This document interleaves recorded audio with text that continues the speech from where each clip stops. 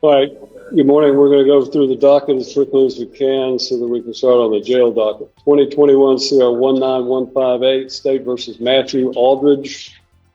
Are you Matthew Aldridge? Are you Matthew Aldridge? I'm the attorney of fact for Matthew Aldridge. You were what? The attorney of fact. Attorney what? Of fact. Attorney of fact. And what does that mean? His authorization to do legal representation. Are you a licensed attorney? No, I'm simply an attorney of fact. Okay. And does that mean you have a power of attorney? What is your name? What is your name? My name? Yes, sir. I don't have. You don't have a name? Pardon? I'm the attorney of fact for the respondent mayor. Well, let me explain to you. Only an attorney at law can stand in court and represent a criminal defendant. What you've just witnessed is the opening of a criminal court proceeding in Tennessee involving defendant Matthew Aldridge. The court is calling the case for what's known as a plea day, a critical moment where the defendant is expected to appear in person and decide whether to resolve the case or proceed to trial. But instead of a clear identification, the situation quickly becomes unusual. A man steps forward claiming to be an attorney in fact for Aldridge. Yet he admits he is not a licensed lawyer and cannot even properly identify himself. This raises immediate legal concerns. In criminal court, representation is strictly limited to licensed attorneys or the defendant personally. What follows is a growing tension as the judge begins to question not just the man's authority, but the legitimacy of everything he's presenting. And to do so otherwise violates the criminal law statutes of the state of Tennessee and could land someone who attempts to represent themselves as an attorney at law in serious trouble. I understand what you're saying. I understand you're saying an attorney in fact. And what I want you to understand is that if you have a power of attorney, then you need to demonstrate that power of attorney. Do you have a legal document called a power of attorney? No, I do not at this time. Okay. Then you don't have any authority to act on behalf of Matthew Aldridge in this court. You have no legal authority, nor do you have any authority through a legal document to represent or to act on behalf of Matthew Aldridge. Why don't the court just let me file this document? Show it to the bailiff and he'll show it to me. Apparently there's a copy here.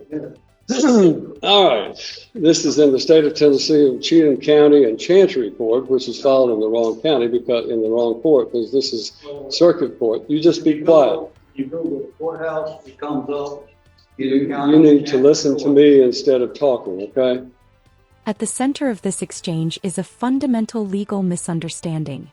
The individual attempts to challenge the court's authority using arguments commonly associated with the sovereign citizen movement, a belief system that often claims courts lack jurisdiction over individuals. He presents a document filled with legal language, references to civil cases, and demands for the state to prove its standing. But in criminal law, these arguments carry no weight. Courts derive authority from constitutional and statutory law, not from individual consent or civil doctrines. The judge's response is firm and methodical. He explains that only a licensed attorney can represent someone in a criminal case and that filing irrelevant or misapplied legal documents does not halt proceedings. The tension here isn't just procedural. It highlights a clash between established law and a complete rejection of it. This is a challenge to the standing. The Supreme Court of the United States has stated that no corporation has standing anything to man. And then there's a quotation for Rundle versus Delaware Raritan Canal Company. And then it said, as well as it being a maximum of law, citing certain Latin phrases, dissimilar things ought not to be joined by a definition of Black's Law Dictionary. So the respondent in error requires that the state of Tennessee Incorporated and Cheatham County Chancery Court prove their standing to proceed against a man in any court of law. You have 15 calendar days to prove your standing or forever yield to estoppel, waiver, and fraud, and cease and desist this proceeding immediately. More time is available if requested. And then this was signed by Matthew O'Neill Aldridge. Is that your signature? That's the, that's the, respondent and error signature. All right. Well, I find that Matthew Neil Aldridge has failed to appear personally in this court for the plea day on his case, which is set for trial tomorrow. And as a result, you have no standing, sir, under what I know what you're trying to do is to try to use the sovereign citizen approach to this situation. And I'm simply telling you that you do not have the right to represent Matthew Neil Aldridge. If you are, in fact, Matthew Neil Aldridge, then you need to say so and stop this nonsense, because what you're attempting to do has no legal effect. You cannot challenge the criminal law or the jurisdiction of this court by simply filing some legal mumbo jumbo having to do with civil litigation. That has civil litigation in it. It is not a criminal case that you have cited. So it has no effect on this court regarding the criminal statutes of this court. This court is empowered under the Constitution of the United States of America and the Constitution of the state of Tennessee, and by the duly elected citizens of Cheatham County to empower and enforce the laws of the state of Tennessee. And that is what I'm going to do regarding Matthew Lynn Aldridge. Mr. Aldridge is set for today to appear in court personally on what we call our last plea day before his trial date tomorrow. Is that an Article 3 trial? To what? Would that be an Article 3 trial? A trial by jury with jury? It would be a trial by jury, certainly it would be. But I don't know who you are.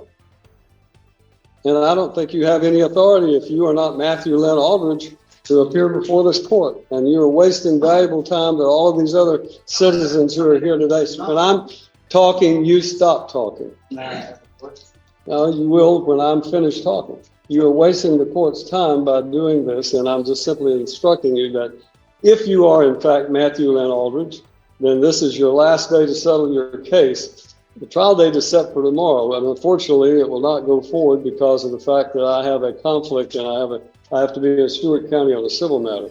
So we're going to assign a new trial date for Matthew Lynn Aldridge. Now, is there a possibility the jury wants? I'm going to put a notice up there for tonight, but we don't need you tomorrow, but we need you on February. General, we're going to need to set a trial date in July 15th. July 15th. All right. To Matthew Aldridge and the individual standing before me, whose name must not be uttered, then we will set a July 15th trial date for Mr. Aldridge. Whatever this document is that you have filed is in fact invalid because it does not cite any valid criminal statute, and therefore I'm denying whatever that might be in the way of a motion. The trial date will be July 15th. The last day for Mr. Aldridge to enter a plea or go to trial will be July the 8th. Now, we're going to give you a card. If you are, in fact, Matthew Aldridge and you're just playing games with the court regarding this nonsense that you filed, then you may get this card and you may go on about your business. If you are not Matthew Aldridge, then I would suggest to you relay to Mr. Aldridge that he must appear on July the 8th, or a bond revocation will take place, and his case will take place with him in jail, incarcerated on the 15th. That's the judgment of the court. You need to take your piece of paper and go on about your business. In the end, the judge makes his position clear. The document presented is ruled invalid because it fails to cite any applicable criminal law. Without proper legal standing, the man's attempt to intervene is dismissed entirely. More importantly, the court notes that Matthew Aldridge himself failed to appear as required. In criminal proceedings, personal appearance is not optional, especially on a plea date before trial. Rather than issuing an immediate penalty, the judge reschedules the trial for July 15th, with a final deadline of July 8th for any plea. However, he warns that failure to appear next time could result in bond revocation and possible incarceration. The ruling reinforces a key principle. In criminal court, procedure and proper representation are not technicalities. They are essential to the justice process.